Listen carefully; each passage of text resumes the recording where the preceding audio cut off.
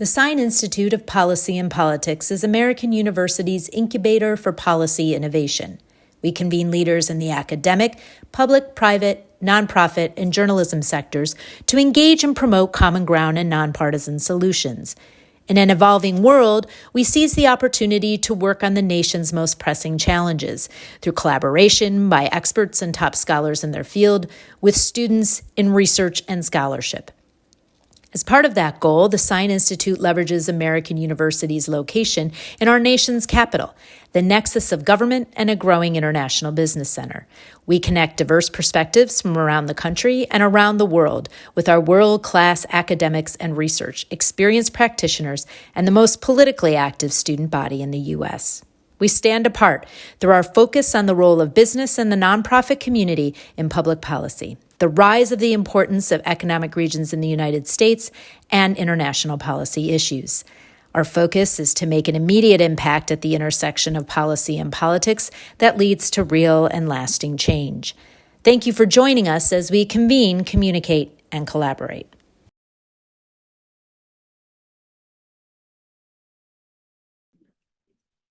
Good morning. Good morning.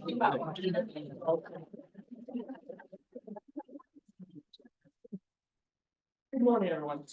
Please join me in welcoming NASA Deputy Administrator, Ms. Melroy. In 1983, Ms. Melroy was commissioned through the Air Force Reserve Officer Training Corps program, where she worked as a co-pilot, aircraft commander, instructor pilot, and test pilot, logging over 6,000 flight hours. In 1994, she was selected as an astronaut candidate by NASA and became one of only 2 women to command a space shuttle, logging more than 38 days in space.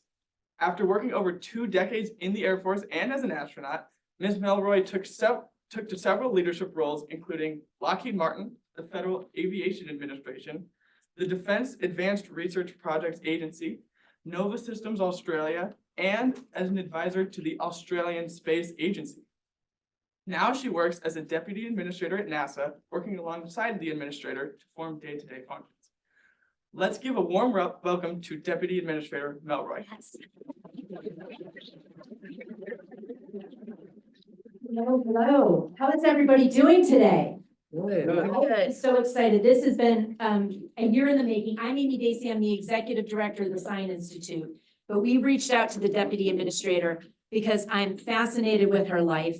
I think she's done such incredible things, and we knew that we would benefit from having you on campus for your past work, your future work. So thank you so much. We're honored to have you here. Thank you, Amy. It's a pleasure. Well, plus we have a little bit of a Central New York connection. Absolutely. So in the Finger Lakes region, so that has been bonding us today, I really think. That's So wonderful. it's wonderful. So let's get right into it. We're going to spend some time in conversation. Get your questions ready because we want to have time for you to ask questions of Ms. Melroy as well. Let's start off, Matthew did the introduction today. It's an incredibly multifaceted career, but can you share with us how you started down this path and how your interest actually translated into your work? Because so many young people here are trying to figure that out as we speak. So. Well, I assure you, at your age, there's no way in the world that I would have expected that I would have this job. In fact, I would probably argue that I would say that I had no interest in it. I was just incredibly influenced by the Apollo program. And what I've come to discover is that there was a whole generation of scientists, aviators, engineers that were all inspired by Apollo to want to go into STEM disciplines. And I was just one of those ranks. I'm excited now to think about what we're doing going back to the moon with the Artemis program.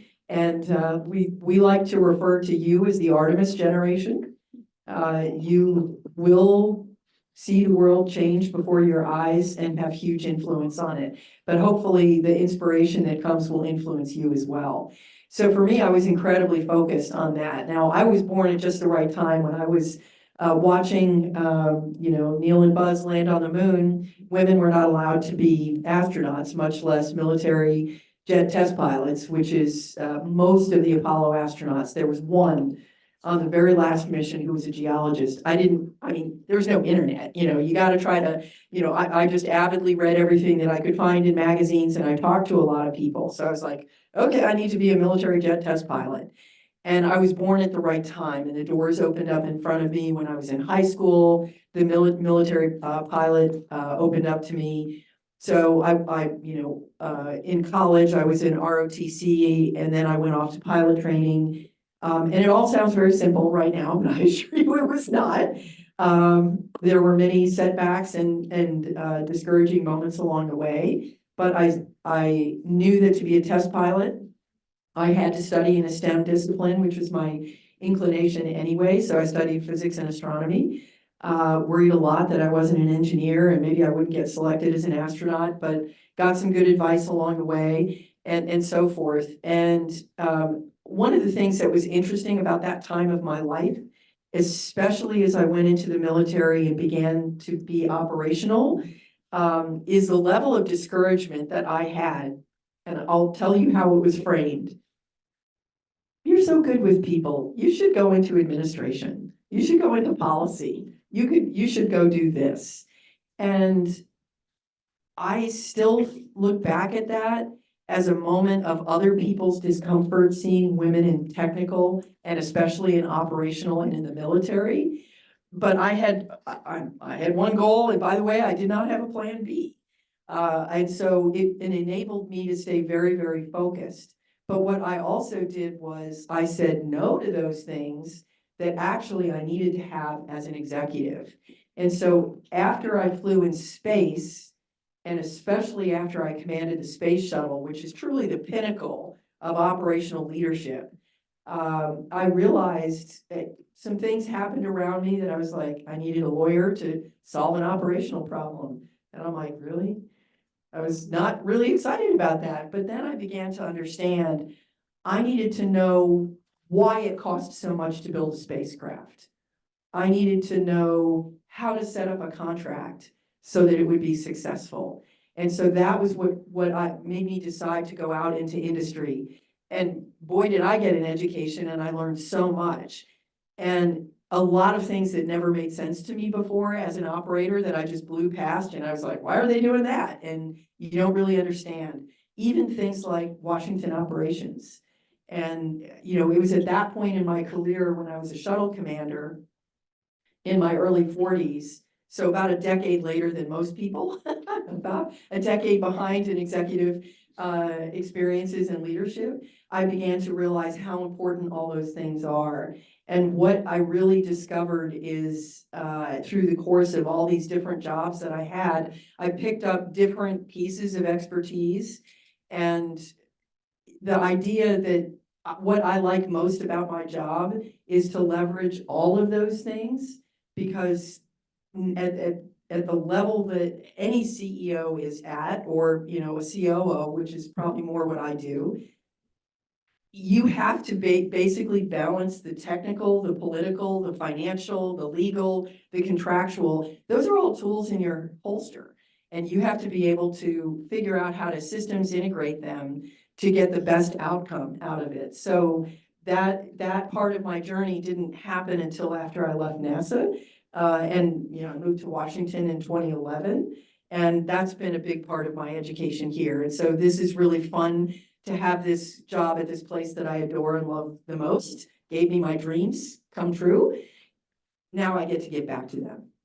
It's really interesting because there's been so many facets to your career. And one of them I think I personally find interesting is how you make that transition from the hands-on astronaut taking, the lead from others to becoming this, administrator, deputy administrator, and working, on the more administrative managerial side.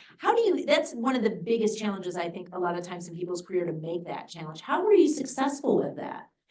Well, I think, for me, as much as I am definitely a techie, I am a tech person and a science person, and there's that part of the job is a part that I love, and really, I really enjoy learning, and I enjoy engaging on those subjects. But for me, I would say what I have discovered, especially after I left the military, after I left NASA, is this world needs leadership. And I was astounded at how rare and hard it is to find. So management is also very important. I think that's a critical skill as well. You can be a good leader and be a poor manager, and vice versa, which is vice versa is what you find more often. But to be both a good leader and a good manager is unbelievably impactful. And so from my standpoint, even though I'm not learning as much about science and technology, you know, I try to keep up with that and I learn it. I feel like the journey has really been about evolving my leadership style for the level that I'm at. And so along the line, I mean, I'm just one of those people. I'm like, show me the mountain, I'm gonna go climb it. And when I finish that one, show me the next one and make sure it's bigger and harder. And so that's what drives me is the learning and the evolving. And so from a leadership standpoint, I still do hands-on leadership. I've got 14 direct reports, and it's my job to know what it is they need from me and what I can do to support them. And I do performance reviews, right? Same kind of thing every frontline supervisor has to do. And that's very important to me, but it's also the stuff I've been doing for literally 40 years. So that is very comfortable. There's another layer over that, which is what I consider organizational leadership. How does NASA work with other interagency partners? And even inside the agency, what do the scientists care about? What do the astronauts care about? What do each of our center directors care about? And each of the mission directorates, the aeronautics directorate, what do they care about? And then trying to figure out how to get everybody to work together in a way that's synergistic. And then the top level leadership, which is something that took me a really long time to learn, because I can tell as an operator, you are a tactical person. But what I love, and I found that I was in love with, is strategic leadership, setting the strategy for an organization. And I think because of my tactical experience and my management experience, I know what's going to be implementable and what isn't. Because it's easy to think deep strategic thoughts in the absence of recognizing, so how exactly are you going to do the change management? Who's going to be affected the most? You know, who's going to fight this every step of the way? And how are you going to mitigate that? Well, I imagine in other parts of your career, you can't hesitate in some of these decisions when you're in space and whatnot. So one of the other things that I found interesting is, at the Sine Institute, we try to bring different sectors together to solve issues. You've had the benefit of working in the private sector and the public sector. And you mentioned just now that the agency has to work with other agencies. How does that public-private partnership need to work? And what do you see as being essential to be successful? And did your business experience help you with that? Oh my gosh. My first 6 months in industry, I was like, oh, I wish I'd known all this a long time ago. So in fact, we're working a legislative proposal at NASA to get more rotational experience for our government employees in industry. I think it's really important to understand some of the challenges and difficulties that industry has. And government. So I really want to encourage everybody here to take the opportunity to get both experiences. One is very tactical and the other is very strategic. The role of the government is typically to set the strategy and look long-term, looking for the benefit to the American people. What is that all about? And you're really, like, especially in program management, you're like, okay, I'm going to live with this vehicle for 30 years. So let's make it a good one. But if you spend too much in what I call nirvana land, cost and schedule don't seem to, if they're not the priorities, that's going to be a real problem because you can't keep the program sold if you're not making progress. And so my time in industry helped me understand they are very, I have a contract, I have to deliver something, and my reputation depends on me delivering it. Now, they also care about the quality, but they are very focused on delivering a product on time. And so working together as a public-private partnership, you have have to really understand, and it's a key to any partnership, is, and the biggest mistake I see people making is, I want a thing. Do you want to build me this thing? Then let's do it together. No, the conversation should be, what do you want? What are you trying to get out of this? What are your goals? And by the way, with industry, your number one question is, if you can't answer the question, how are they going to make money doing this? You actually don't understand what their motivation is. It's not just that, but they've got a board and they're expected to show, how they're going to make money doing something.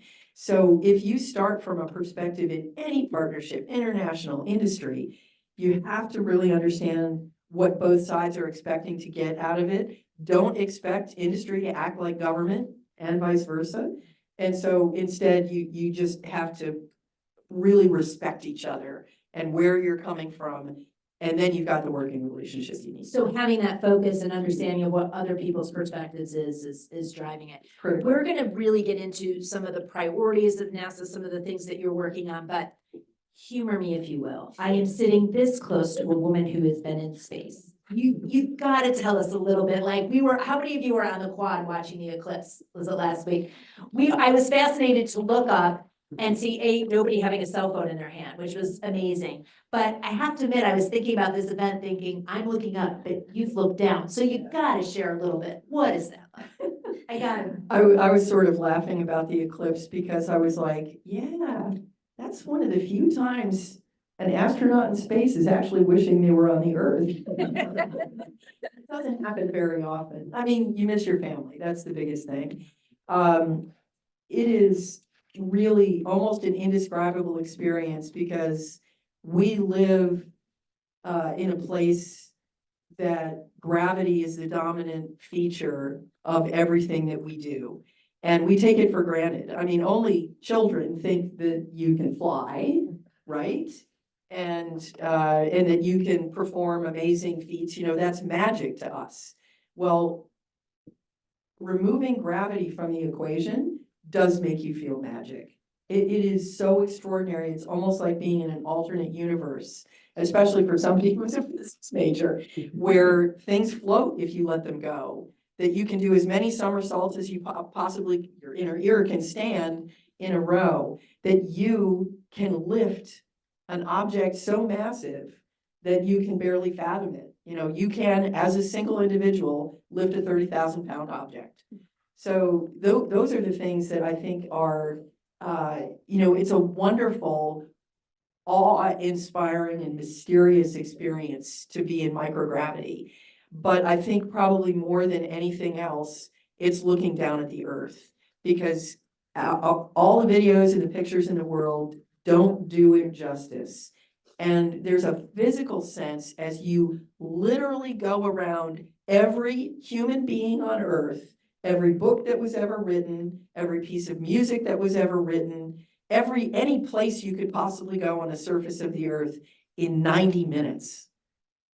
And it gives you this amazing sense of how incredible the Earth is and how precious it is and how it's our home and it's our spacecraft hurtling through the universe. It's a sense that we call the overview effect, where you really begin to see the Earth and humanity in a very different way.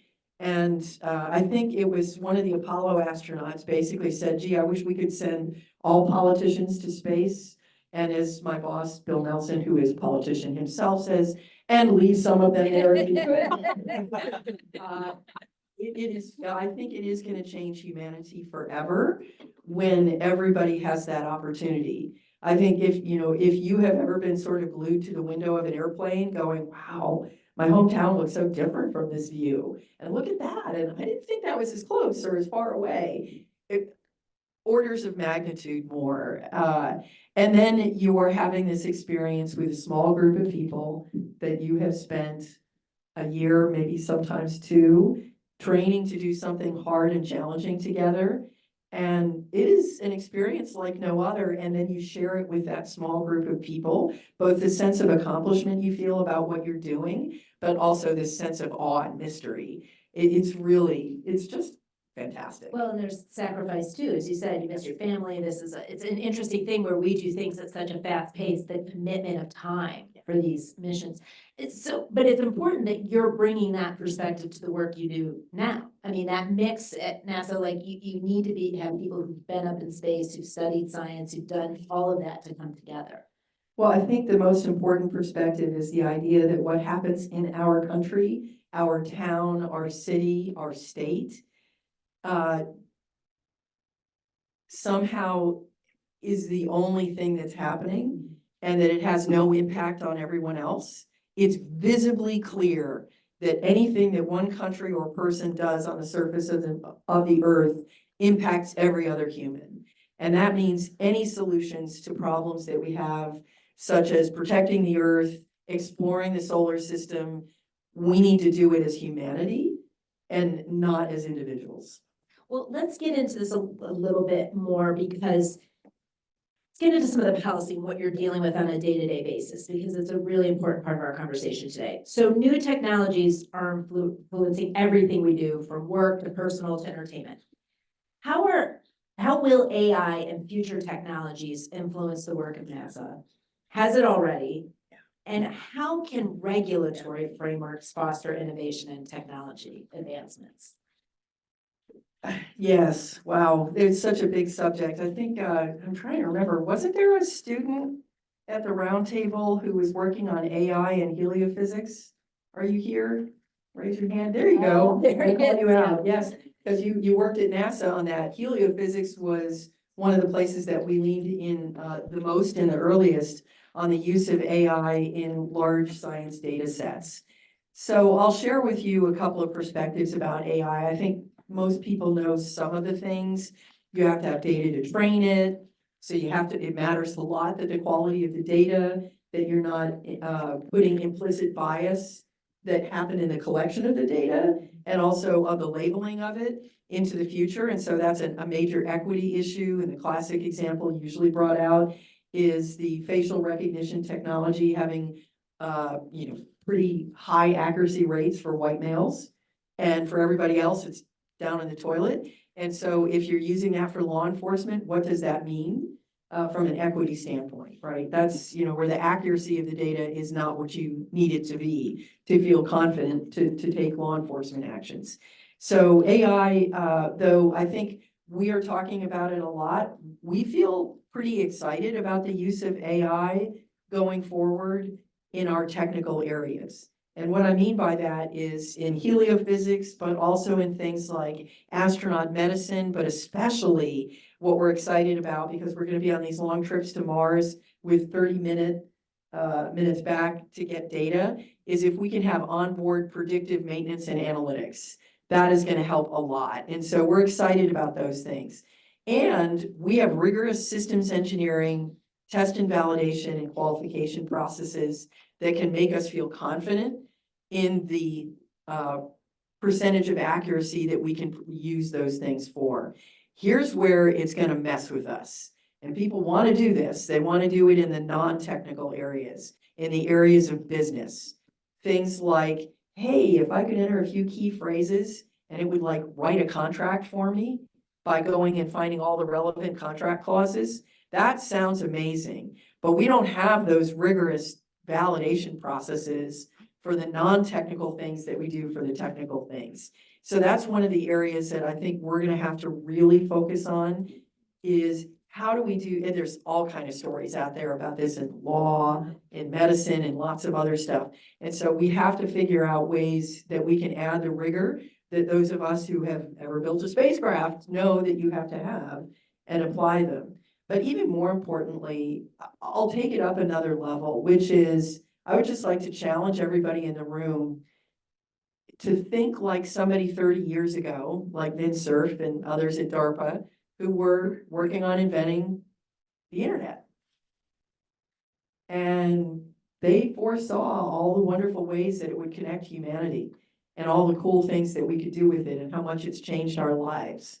Were they thinking about cybersecurity? Were they thinking about privacy? They were not. So from my standpoint, we have got to get better at staying out a step ahead of sort of the oversight and the regulatory, the legal frameworks and the risks.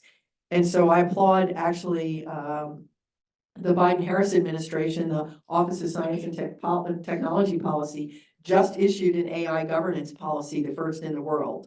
So that made me feel really good. I was like, yes, we need to start pushing on some of those things. I just want to quickly note that for this Sine Institute event, when we said you were coming, we've had more co-sponsors for this event than we've ever had before. So I want to just let you know that some of the groups that the chemistry department, the physics department, the math and statistics department, the psychology department, the AU Women in Science, the cadets at AU, yes, the AU College of Arts and Sciences, the Science and Public and Policy Program, the Society of Physics AU chapter, the Integrated Space Science and Technology Institute, the NASA Space Grant, and the NASA Future Health Professional, the Future Health Professionals at AU. I say this because there was so many facets of campus that partnered with us on this and saw this as important. And we've got students joining us. You did a great smaller roundtable with some of those students. We have students joining us by live stream. What is the importance of studying in these STEM fields, these investments? So many of these departments and people that came together find that as a priority. What do you think your education in science afforded? And what do you think we have to do to invest in those areas of study for the future? Yeah, thanks so much, Amy. This is a subject that I am concerned about, and it's technical literacy. So much of what we do today relies on technology. So a good education like you can get at American University teaches you to be a better critical thinker. And that is true no matter what you study. But I will say there is a difference in STEM disciplines, and it's really focused on ideas that can be measured and understood in the real time. Many concepts in politics, in social science, only become obvious after a grand social experiment either is successful or fails. But there's an aspect of science and technology, anything to do in the STEM discipline, that allows you to at least have the opportunity to evaluate an idea on its merits before you implement it. And that is actually really important. And I think it's one of the weakest areas in STEM policy right now is, unfortunately, we don't always apply the STEM characteristics, like what's the measurable outcome? I'll give you my favorite example is we have been trying to increase the number of underrepresented population, women, people of color in STEM for decades. And I can't tell you how many brilliant ideas are out there, and there's this and there's that, and we have, Million Girls Moonshot, and you name it. And I'm like, so why is it not working? What is it that actually works? And we should be I think, in my view, to almost every policy that we do, we should apply those characteristics that a STEM education can give you, which is how to measure things. And it will help you tell the wheat from the chaff much faster. Well, I know there's an investment here at AU, and I appreciate that, how you've taken that education and applied it and are championing it moving forward, because so much about education is changing. I want to talk about, as Sine is a policy institute, and there's an increased focus on the outer space domain. Can we talk a little about the most significant pieces of space policy in recent year? You mentioned Artemis. Let's talk about the Artemis Accords. And can you share the history and importance of those for some in the room that might know, might not know? And how do you see it influencing, future international collaborations in space? Yeah, thanks for asking, Amy. Now you're really getting into my jam. This is we're warmed up and now we're ready to go. Yeah, because there is a strong aspect of being a good leader and manager of the enterprise at NASA, which is so impactful and so important. And I just have to say, simple things: 2 million pairs of glasses given away to watch the eclipse. And I think we nearly broke our servers with the number of people, but we didn't. with a number of people watching.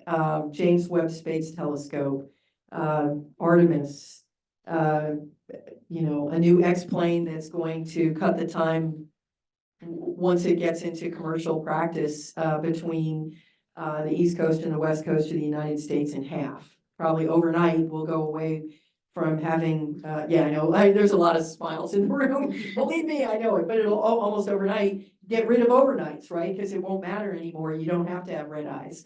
So we are doing amazing stuff at NASA, and we have to keep that enterprise rolling. But we also have to think about our role in the future.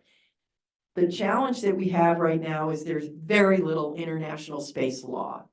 And the Outer Space Treaty of 1967, which turned out to be more prescient, I think, than even they realized. This was largely a negotiation between Russia and the United States, and the US insisted on putting commercial activities in space. In 1967, someone thought of that. Imagine that.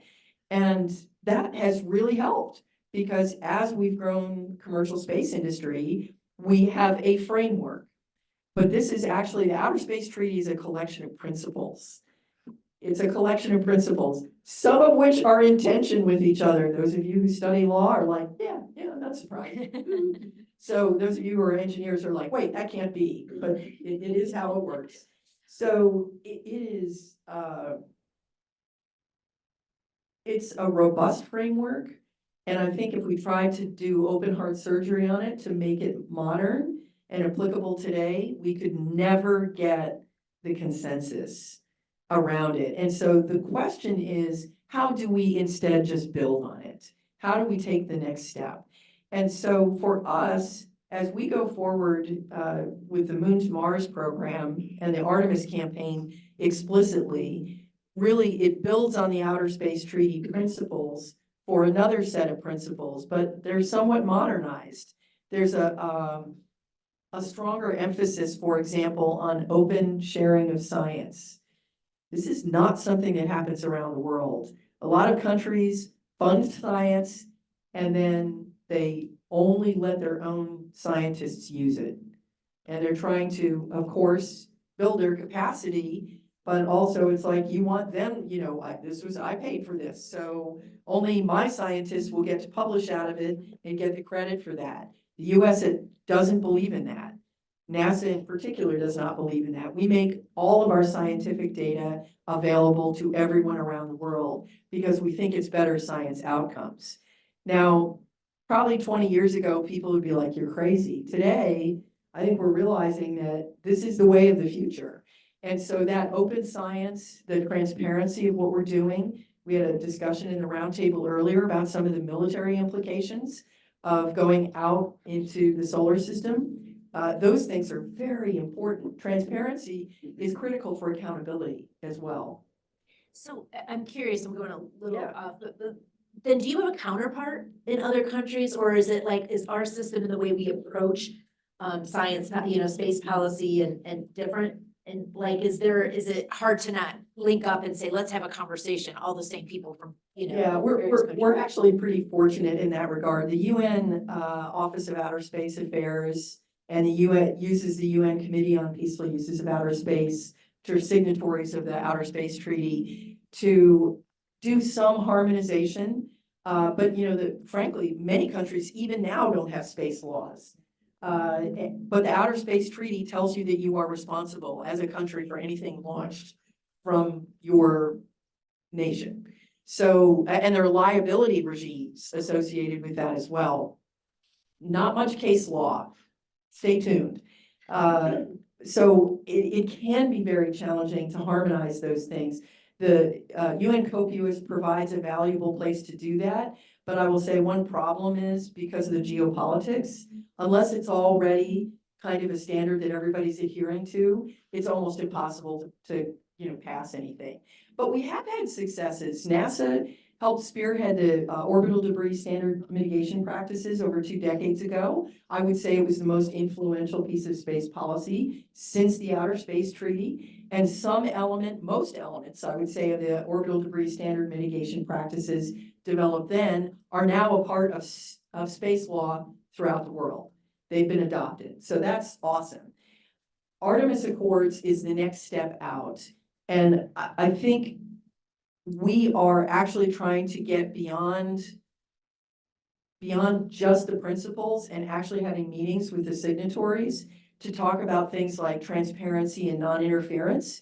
What does that really mean? Not only for us in executing Artemis, but also to have concrete things to bring forward to COPUOS. One of the problems that we have had in the last decade or two is people who come in with massive things that they want people to sign. I guess my favorite example is the EU Code of Conduct in space. It was just so breathtakingly sweeping that people were like, yeah, but what about that? And what about this? And so they couldn't deal with it. The kind of steps we're taking with the Artemis Accords signatories is transparency means telling people where you're going to land, what you're going to do when you get there, if you have a rover and you're going to go running around, those kinds of things. And it sounds obvious, but if you have nothing, you have nothing to build on. And so we're starting with those small things we can agree on together.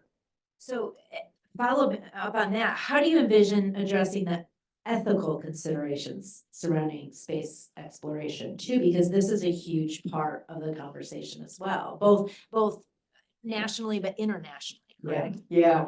This is such a fascinating topic. I asked our Office of Technology Policy and Strategy to have an ethics workshop, and they published a summary of our findings. It is definitely something that I think we are wrestling with. We are recognizing that we need to bring in people who are ethicists. And apparently the first 4 hours of the workshop, we're trying to get to talk each other's language with the technical people. Like, what does that mean, right? So actually, it's amazing how bringing in and how important it is to bring people in who are specialists in disciplines around this. We found this also with our space sustainability strategy. It was critical to have our chief climate scientist, who's been participating in all these sustainability things on Earth, to go, yeah, you don't need to, no, don't try that. Oh, okay, we're on the wrong track. And she was very helpful in saying, no, we've learned all about this. So bringing the ethicist in was a huge step forward. We have a lot to learn and to understand around this, because ethics can be deeply tied to culture. And so I think the first step really for us in the Artemis Accords is making sure that our partners and our signatories come not just from major spacefaring nations today, but those who have potential aspirations to do so, but don't have the funding or the resources or the technical capacity to do it yet. Because we want to make sure whatever we agree on is not going to unintentionally exclude someone from that. So that's a big step for us with the Artemis Accords. I think we have a long way to go. So we talked about ethics, but also how can we talk about equity? So how do you make this inclusive and equitable, access to space exploration opportunities, all these things that are coming up? There's the ethical part of it. How do you tackle the equity part? Well, I loved my time in industry and I learned a lot from that, but I will tell you, it is on the government. It is on us to do that. Because if you look at any company, no matter what they say, is not actually doing things for the benefit of the American people or all of humanity. They're not nearly as thoughtful about it. That they may want to do, they sincerely do. In fact, so many of our partners, like Astrobotic, that attempted to land a small rover on the moon, was incredibly transparent and really took our lead in a lot of those aspects of what I would consider best practices in sort of ethics and behavior. And so I think people really want to, but it is the full-time job of the government to think about the benefit of the people of the country. Because otherwise, why do you exist? That's the whole purpose of government. And so it's on us to figure this out and to get ahead of it. I do not want another privacy, cybersecurity, things that we just spent way too little time. We enjoyed the fruits and the benefits of the internet before we started taking seriously what the risks were. This is squarely in NASA's bucket, and this is what we're going to do. For us at American University, our community, we like to envision us as change makers in a changing world. So I have to ask you, like, what are the things that young people what could we be doing? What are the things that you think we need to focus on to be a part of the solution, to be a part of things going forward? Well, one thing I love about the Artemis generation is that you are activists in a way that we have not seen in 60 years. And it is impressive to see. It is wonderful to see a more global perspective on matters. That aligns very well with my personal experience as an astronaut. I think that we should be solving problems in a global way. I guess if I were to leave you, the world is changing. Right now, it's changing in front of us. The technology, but especially space. 30 years ago, there were people who said, yeah, nah, this internet thing, I don't see how it's going to affect my business. I mean, it's really got nothing to do with me personally. It's just a bunch of early adopter techies who are doing it. Wow. Wow. And 30 years from now, you are going to be witness to how things are going to change. Global, persistent, ubiquitous access to communications and data. Doesn't matter where you are on this earth, somebody can find you and watch you, and you can stay in touch with your mom. Or find your military target. Those things are surprising. We are used to having steady access, but the truth is many parts of the world don't have it. And it will be literally impossible to unplug in some ways. Except when you go to space, we're not going to have any of that stuff for the moon for a long time. What does that mean? How is that going to change humanity? How is it going to change our culture? This is the time to be thinking about those things. This is the time to be leaning in, particularly in space and space technologies, and starting to see both the benefits and the risks of how the world is going to change. In 30 years, you will not be saying space is some arcane boutique kind of thing off in the corner. It's going to affect every aspect of your life. So lean in on that. We need you to, because you do think more globally, I think, than my generation did. And we're going to need you to think that way. I'm going to hand over the microphone in 2 minutes. I would love to just get some of your final thoughts about what we should be looking for out of NASA. How can we be getting information about what, is future looking, and how can we stay up to date about the things that are happening? And then get your questions ready, because I'm about to hand over the mic. So yeah, so just looking for one of my colleagues to come up here and steal it from me. I'm delighted to say that we have this is one of the things that I say a lot at the agency, and it's along the lines of something that I said, let's meet people where they're at. And we have these art discussions about, NASA TV on cable, right? Does anybody have a cable subscription in this room? I think it's only white men over 60 who use it to watch sports. So I'm not kidding. Actually, I think that's a demo, and it's a thing that's for real. So we just rolled out NASA Plus, which is a streaming service. It's not available ubiquitously yet, but we're also working to develop our own content. And of course, we have an app that if you don't happen to have, we're just working through, I think it's available on Hulu and Apple TV. So we're working through the other partners.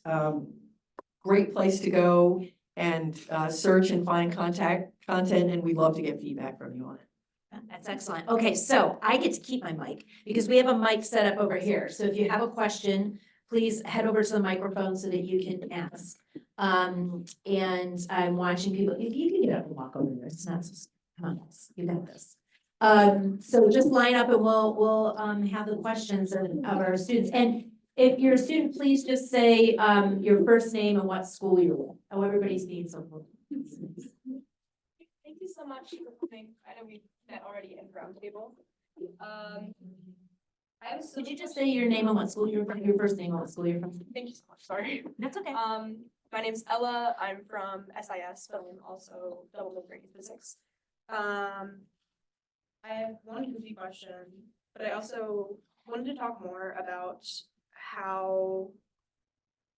what you see, the role, of commercial industry in, I guess, space exploration going forward is. So my goofy question is, what was your favorite Apollo mission? You're gonna make her pick a favorite. Mine has gotta be Apollo 12, because it's just silly. I think, actually, they're all great stories, and, I think it was Apollo 12 that had the, electrical malfunction on launch. That was a cool story. And obviously directly impacted Apollo 13 because Cy Lieberman was on console for both. So the role of private industry, they are awesome partners until they're not. So that's kind of the way I see it, is that having worked in industry, and even when I was at DARPA, I would advise startups. I'm like, if what we're asking for as the government in our tech proposal isn't aligned with your technology roadmap to the product that you're trying to build, then do not apply, right? No non-dilutive funding is worth getting off track on what your vision for your company is. So it's key to recognize in every partner that they have their own goals. And that kind of gets to the point that I talked about earlier. You need to understand what it is they're trying to achieve so that you can know if they're, and probably one of the most unsettling aspects of industry is if there's a change of leadership, all of a sudden there could be a different strategy. And where their alignment with you was perfect under one strategy, and it's not so much, you are going to see it in the contract performance. And so for me, it's actually critical for us as senior leaders in government to stay very close to the senior leaders in industry. We need to know what they're thinking, what their tech roadmap is, and what their vision for their company is. Because if we don't, we're going to be caught off guard. So, but they're great partners. I mean, terrific partners. You can do amazing things because you're pooling resources. And I do think, I do worry about some of the implications of commercial without an adequate regulatory oversight regime. So I'm concerned because we don't have an on-orbit authority inside the federal government. And that puts so much pressure on us contractually. But if we don't have a contract with the company and they're off doing whatever they want, we're gonna have some issues. Hi, I'm Caleb. I'm a senior physics major.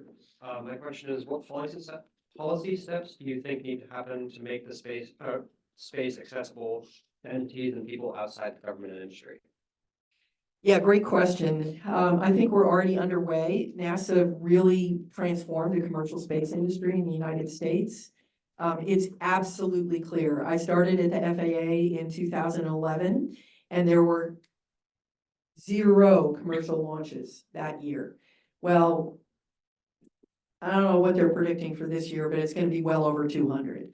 So it completely offshored, right? The massive commercial space industry launches were from Russia, from China, and France.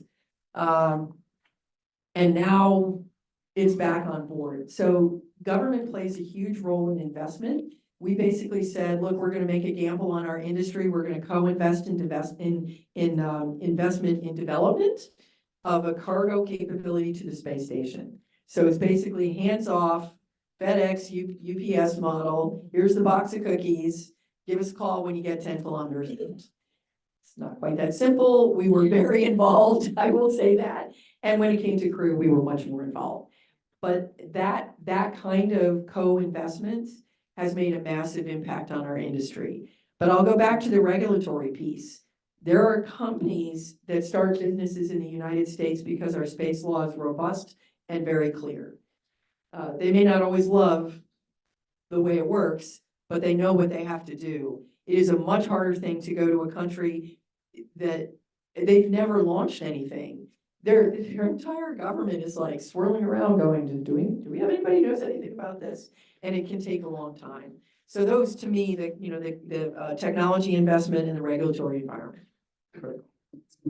This is kind of a sorry. My name's Will. I'm doing psychology at Clegg here, which is like a lot to explain. But this is kind of a selfish question. I want to go to space. I think a lot of my classmates want to go to space.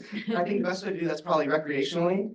So what's your timeline on like broke college students like ourselves to go, maybe get some floating time in the airspace? And also, what are the negative consequences of that as well? Yeah, thanks for saying that. I need to think that through a little bit more, what the negative, I mean, I think we're seeing some aspects of the negative consequences in the sense that just the burgeoning activity is putting stress on our airspace and our federal facilities, our launch facilities. Rockets are really dangerous, and I had somebody say to me once, well, if it's just billionaires, why don't you put them in downtown Los Angeles? I'm like, it's a giant bomb. What happens when you get on a rocket? It's a big bomb. Let's not forget that piece. So I think, we're what, at around 200K for a suborbital flight. It's only your guess. It's somewhere between 50 and 100 million for a seat for an orbital flight. The only way we're going to bring that down is by scale. And I just would encourage you to think about the space environment the same way, or at least have as a reference frame aviation. We have commercial aviation, we have civil aviation, meaning, imagine that, you could buy your own airplane and go fly it. Could you buy your own spacecraft and be a really private astronaut? And then we also have government aviation, both the military and civil, we do aeronautics research, but DoD has fighter pilots and logistics pilots and things like that. So that's the framework we're looking at. The time frame really depends on industry and how fast they can move to market. But I think it's probably reasonable to say that everybody here will have a chance in your lifetime. Looking at your age, I think that's true. Thank you. Hi, my name is Laura. I'm a student at the School of Public Affairs, and in recent years, there's been a lot of concern about space debris and clutter in our orbit. So I was just wondering how big of an issue you see this being, and what NASA's role in addressing this issue is to ensure that we can continue to go to space. Yeah, it's a massive issue. Thank you for bringing it up. In fact, last week I rolled out our space sustainability strategy. There has been pressure on NASA to do more, and I think we're responding to that. We are a science and technology organization. We are not the garbage collectors for the rest of the world. And that's actually been one of the biggest issues, is that people are like, you should go clean that debris up. I'm like, yeah, really? Is that our mission? Exactly. People also want us to be the Space Coast Guard. Anyway, never mind. You really have to stay focused on that. So we have our own operations, and we are committed, and I'm proud to say that we are one of the most responsible in adhering to the principles of orbital debris mitigation. One of the challenges when I pushed our organizations that work on this to come up with a strategy is the recognition that we don't even actually all agree on how much debris is up there. We don't agree on the best way to solve the problem. People come up with one thing to do, and then everybody's like, and then how will it impact it? Should it be a policy solution, a technical solution, or an other? So the first step in our space sustainability strategy is to look at all the models, the economic models, the technical models, how space weather affects debris, you name it, and then come up with a framework that will help us understand if we turn more than one knob at once, how can we have the biggest impact on reducing debris?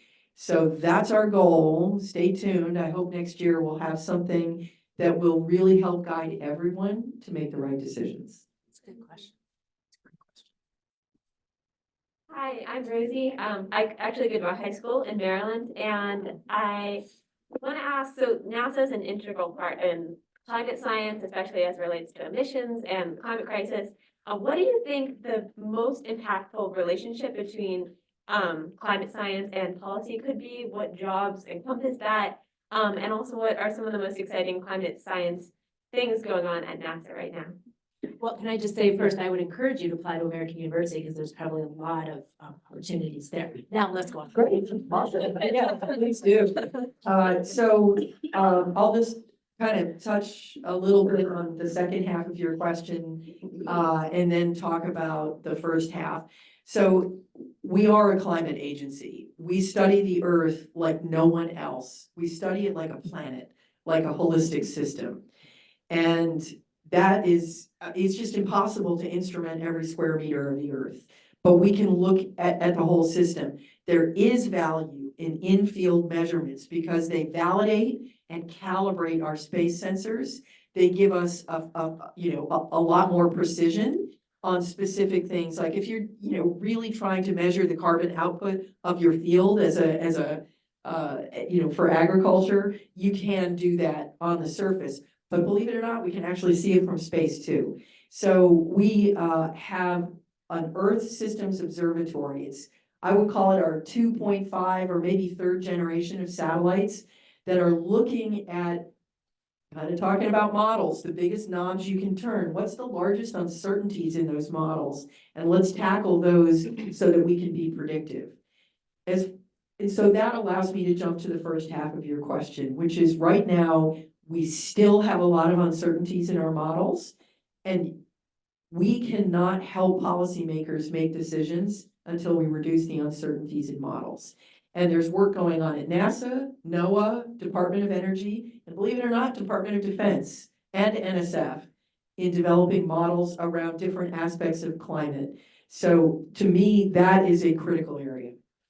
And I'm sorry, this is going to have to be the last question. I'm sorry, just because I know the deputy administrator is we talked all about what she does all day, and we got to let her get back to it eventually. So last question. I'm sorry, you guys. I'm Zaki. I'm a junior physics major, also who works with Caleb. I was just wondering, as someone who's seen physics majors or STEM majors who, regardless of discipline, are very smart, but also have different morals, I was wondering, you as someone who has also studied in a STEM field, but also works with policy somewhat, how have you seen morals, not just ethics, but morals more importantly, impact innovation, but also the progress and policies that people make within NASA?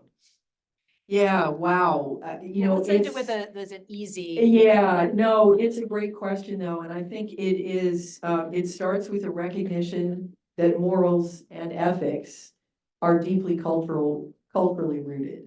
So, but there are remarkable things that we can all agree on across any culture. It's really actually amazing if you look at religions around the world, how similar in many cases the core values end up being. And, it is fascinating to think that the Hippocratic Oath for doctors goes back to ancient Greece. I mean, that is amazing. It really tells you there is sort of a moral compass or an ethical compass that we can all agree on. From my perspective, I really, really appreciate the fact that although I've spent time in industry that was incredibly valuable to me, being in the government has given me the mindset always of what is best for the largest group of people. And how do we, and sometimes that is really hard to do. I used to hate questions around morals and ethics because as a STEM person, I wanted the answer. Give me the answer. This gets back to one of the questions we talked about, is the ability to measure outcomes is such a critical aspect of STEM. Non-STEM questions often wait for grand social experiments to really know the answer. And that level of ambiguity is very hard for STEM people. Very, very hard.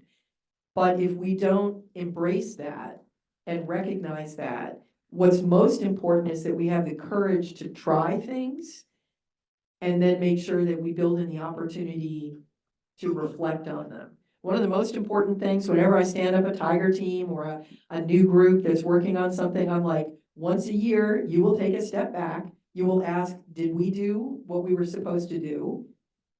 Were the outcomes what we hoped for? What mistakes did we make? Do we even need this anymore? Or should we be doing something completely different? And that, I think, is the way to bridge the gap between those two differing viewpoints. You have to have the courage to try new technology and new things, but you have to build in the checkpoints to ask yourself, did we do harm? I think that's an incredible thing that we could all do in our lives, take that Yeah. moment back and look. Can we please thank Deputy Administrator?